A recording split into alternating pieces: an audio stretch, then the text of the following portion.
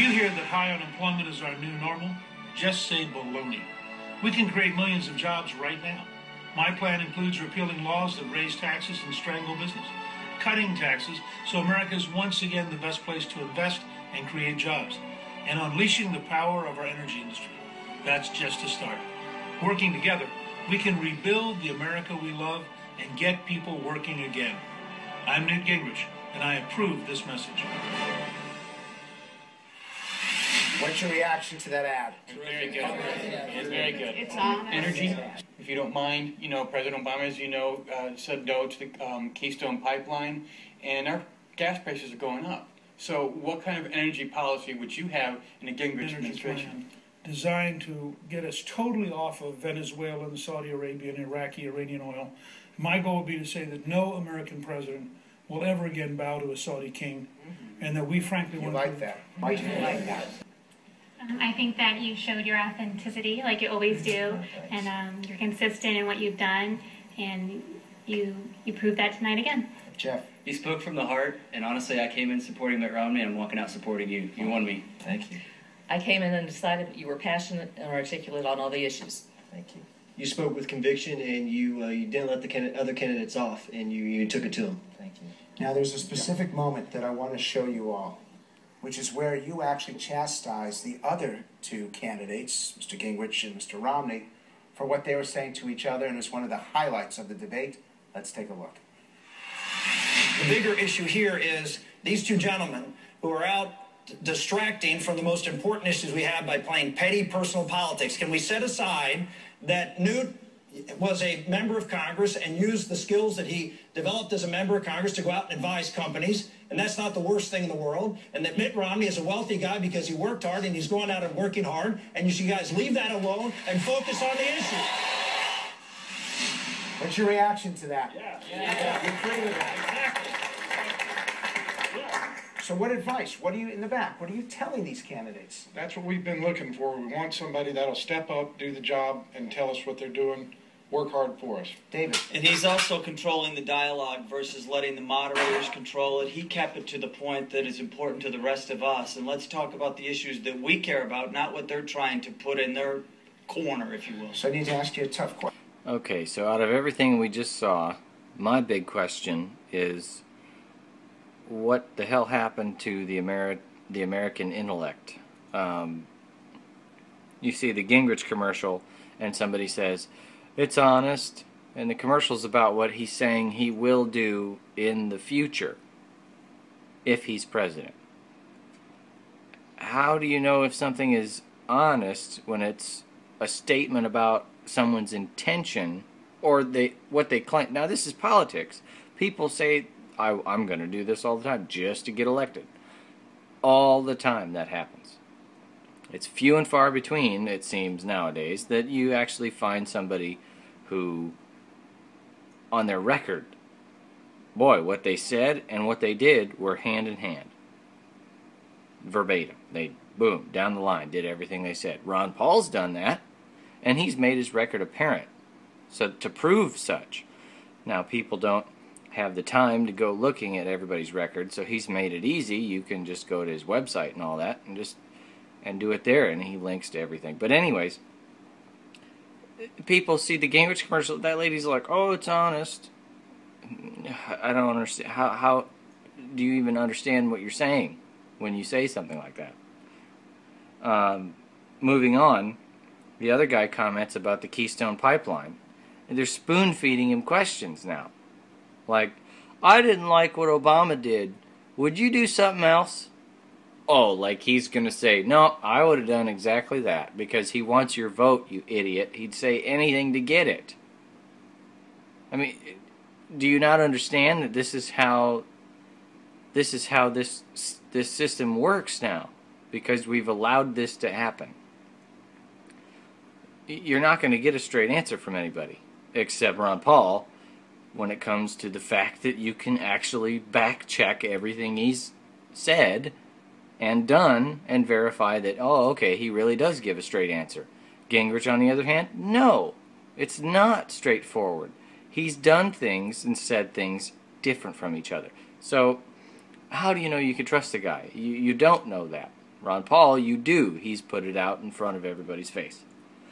Rick Santorum, you hear the one girl going, "Oh, it was authentic." It was, yes, you were very well spoken on the issues. And these are canned responses, like as if these people are parroting what they heard on the news. Just repeating everything you hear on Fox or CNN or anything. And that comment that Santorum made about, hey, let's get off of this and get on the issues. What they didn't show you was that Ron Paul said that immediately before Rick Santorum did in the very same debate. Right before Rick said that, Ron said the exact same thing, had a huge response, and then Rick said it and had about the same, if not just a tad smaller response, because that's really what people want. Now, what's funny about that is notice how Fox News only plays what Rick said. They don't play what Ron said. I think that it's pretty apparent by now, unless the candidates are stupid, that if you parrot what Ron Paul says, if it gets a good response, like it did, then Fox News will play the crap out of it. They'll just keep playing what you said because, well, we won't play what Ron said. It got a great response, but, geez, we can't play what Ron said because then people might, oh, gee, I don't know, like him. So, because I know a lot of people that say, oh, I don't watch the debates, but they do watch the news the next day, which means you're only getting the bull crap that they tell you. You're only getting the little pieces of the debate. You're not getting the whole picture. And on top of all this, every single one of those candidates up there said they support the Patriot Act, which goes against our Constitution. It violates at least half of the Fourth Amendment, if not all of it. But obviously, I guess it doesn't violate the it doesn't violate the due process of law. But then again, yes, it does, because part of due process is illegal searches and seizures. You need to get a warrant, and they don't need to get a warrant with the Patriot Act. And guess what? Everybody up there supports the Patriot Act except Ron Paul. So what has happened to the intellect of Americans if everybody I talk to is like, oh, they're all so good. Everybody up there, they're so good. I just can't pick. Which is pretty much a parrot of what Fox is saying. Boy, they're all so good. Which one? I don't know. Let's get Sarah Palin on here and see what she says. And then she says, oh, this guy this day, and then this guy the other day, and then next week she's going to say somebody else, but none of them are going to be Ron Paul. But when they mention Ron Paul, she goes, oh, you can't down on Paul. You've got to respect him. Which is, I don't even know if that's something, but when it comes right down to it, at the very end there, you heard the guy saying, we want someone that we know what he's going to do. He says he's doing this, and then he does it. Well, Ron's been doing that for, 20 years? He's been a congressman saying, I'm going to do this, and then he does it. I'll vote for whatever's constitutional, and if I agree with it and it's constitutional. First off, is it constitutional? If it's not, it's a no. And he's already said many times that he's been alone voting. In his stance in voting, there's been many times he's been alone. And that doesn't mean he's the only one that voted yes. That means he's the only one that ever voted no, because he's the only one that read it and said, well, it's unconstitutional. Sorry, guys, we can't do this. And everyone else went, oh, fuck the Constitution. Who gives a shit? It's just a stupid piece of paper, like George Bush said. It's just a GD piece of paper. And then Obama says, I don't need to defer to the Constitution. Really, folks? Are you guys not paying attention to this? You really think Romney's any different? You really think Gingrich is any different? You really think that Santorum is any different? These are all people that have said something and done another at one point or another. Ron Paul's the only one that hasn't. That'd be like if you went shopping for a car and they showed you 4 cars. And they said, well, this one's in mint condition, it's never been driven, and it's perfect. And all 4 of these cars cost exactly the same. Okay, well, why would you not? So what's with the other 3? Well, they've got problems. Yeah, one's got a tranny problem, one's got an engine problem, one's got an electrical problem with the wire harness, and that's a real, that's a pain. But anyways, this one here that's in mint condition, yeah, it's perfect, and they all cost the same. Which one do you want?